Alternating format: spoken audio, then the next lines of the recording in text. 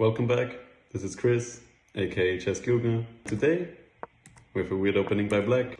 Queen pawn opening, but instead of going d5 here, they go d4. And now they just have this small center. Then they make an awkward developing move. This becomes an immediate target, because I can play h4. I can now push and kick the knight back. And now, the best move is probably to just go h6 and force either g6 or g5. But I just continued occupying the center. Because look at this, it's very nice central control. We're up in development and the position already looks very bad. So because I didn't go h6, they now play h6 themselves. And I continue developing. Now this knight only has one legal move where it doesn't get captured immediately.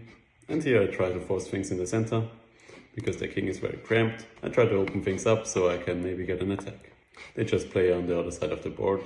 And now just lined up my bishop and my queen. Because maybe in the future, when my knight goes here, I could go to g6, and if the pawn takes, maybe I can get a decisive attack.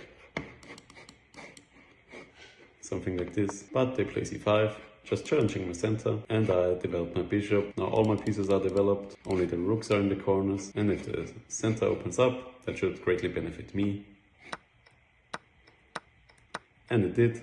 I took with the bishop. Normally I would take with the knight to preserve the bishop pair. But here I thought, this knight is very strong here. If I put the bishop here, they would probably just go bishop f6 anyway. So I really like my knight here. But then they just played this and now I pretty much have to trade it off. Because if I move back, then maybe they come here with the knight and then things get annoying. Because I have to move my bishop or castle here. So I took, and now I castled anyway. Now my rook is lined up with the queen. They move to the side. I sidestepped here. It's always a useful move when you castle queenside to slide your king to b1.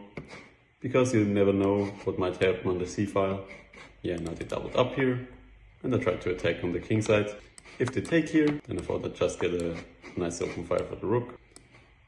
And maybe at some point I can even go here. They take.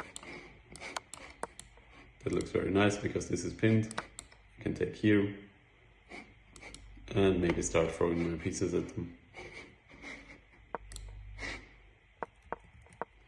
But they didn't take here, they just went bishop c6. Now I defended my pawn. And this pawn is not attacked because my queen is there. Put the bishop on f6. And now I just start chopping at their king. Because if this opens up and I can give a check, I force them to retreat with the bishop.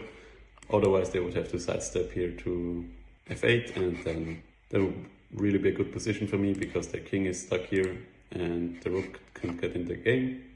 So the castle. But this is also a mistake because now I can take here and they have this very weak pawn. And look at these white squares around the king. If I can get a knight maybe here somehow. It's really a great knight, and if they trade it off, then I can put the bishop here, and then I control all the light squares because they have traded off their bishop. If they take this pawn now, that's bad for them. I just get an open file for the rook. That should be decisive. They don't take on g2, they play b5. If they take here, then maybe I have to trade queens, so I just played knight f5, knight f4. And I'm attacking this. Now they play bishop to d6, bishop to d7, and now I give this check. If the king goes here, then now it has no moves. It has to capture the bishop. Now we can take this knight, the rook with the knight, and this is a double check. And if the king goes here, it's an immediate checkmate. And if it goes to g8, then this bishop is attacked twice, and now we can just take here, and we're up a rook. But it didn't go here, it went to f7. Now maybe bringing the queen in is good, because it forces them to e7. But I just went check with the bishop again, and they retreated. Now I could do this again, and go in with the queen.